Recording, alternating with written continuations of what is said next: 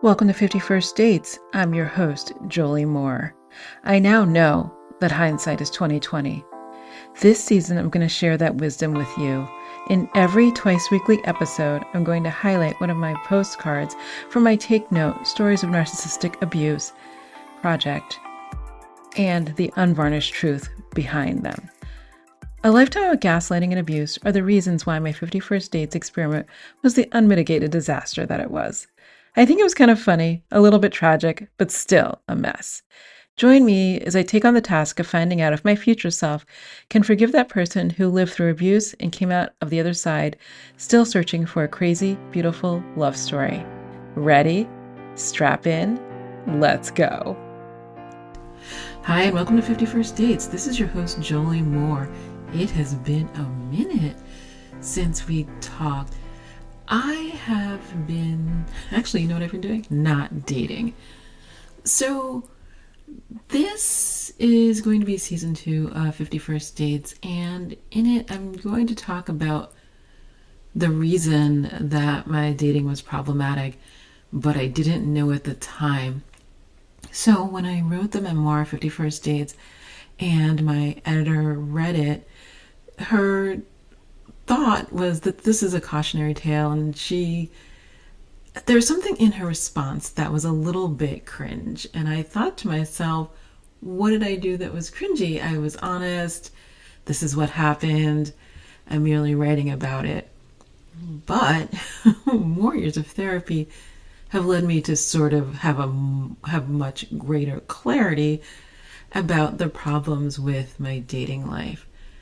So let's go back a little bit. Oh my God, about 20 years ago, I decided to go into therapy because I was feeling really, really super unhappy in my life. I had left the East Coast. I flew above the clouds, saw the sun, moved to LA, bought a house with my ex, renovated the house, and in theory, everything should have been great. But I was really, really sad and really, really upset all the time. And I couldn't sort of place why. So I thought therapy seems like a great place to explore that and figure it out. It didn't go well. I now know that. But I saw a therapist, and basically what she said to me was, this is awful now I think about it. She asked me where I lived and like some sort of monetary issues. Although this was covered by insurance, so it wasn't she was asking me out for pay, I don't think. It actually cost me $25 a session. The rest was covered by insurance. I got 10 or 20 sessions. I don't know. But she asked me where I lived, and I told her I'd bought this house and we'd renovated it. And she asked me something about my car. She was in Beverly Hills. Parking is what it is, but I'm pretty good at parking. So I told her about the car and probably the circumstances around the purchase of it. I bought it right after 9/11. And she was like, well, everything in your life seems fine. I'm not sure why you're here. It was lovely seeing you. Goodbye. That, oh my God, if she had been a good therapist, I could have saved 20 years of agony. All that said, when I've been writing lately under my other pen name, one of the things I've been sort of exploring are themes of abuse. I didn't know this at the time when I was writing it, or maybe I did, I don't know, I can't say. But I think I was exploring them to try to explain what my life had been like up until the time I left my marriage. So all that said, while I was exploring these themes, I'm Googling random advice that therapists would give, because I only have the one, the good one. But I do sort of want to explore what other kinds of things therapists do say to people when they're in abusive relationships. And one of the things that I came across maybe 4 or 5 years ago was the idea that, and this was basically, I think, the advice was for people who are trauma bonded. So if it takes people an average of 7 times to leave an abusive relationship, I think the advice was in the vein of sort of getting into the skull of the person who needs to leave what is really going on. Okay.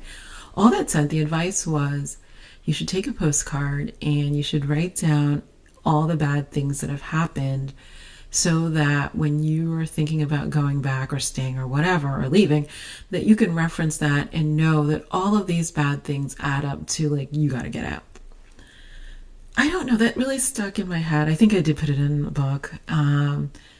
But what interested me is I thought, I wonder if I sat down and did that, could I do that exercise? Because it wouldn't be contemporaneous, like it wouldn't be at the time it was happening. But if I sort of excavated my memory, would I be able to figure out all these things that had happened? Because I'll tell people, this is the problem with normalized abusive behavior. Sometimes I would tell people stories of growing up or of my marriage, and like their face would be like horrified. And all I could think of is, okay, but that's just how my life is. Like, I don't understand why your face is all like horrified and you're looking like creepy over there, because I'm really describing to you like my day-to-day life. And so, at some point when enough people look at you and reflect like your insanity, you think to yourself, maybe there's some insanity here. I'll tell you what led to this revelation. I was in therapy with my second therapist for, I don't even know, a few days, weeks, months. I honestly couldn't tell you. And I was describing my upbringing and describing my marriage. And at the end of one session, she looks at me and she says, "Hey, have you ever heard of narcissism?" And I looked at her, I swear to God, and I was like, "Narcissus, as in like the myth?" And she was like, "Yes and no. You like to read and you like to do research.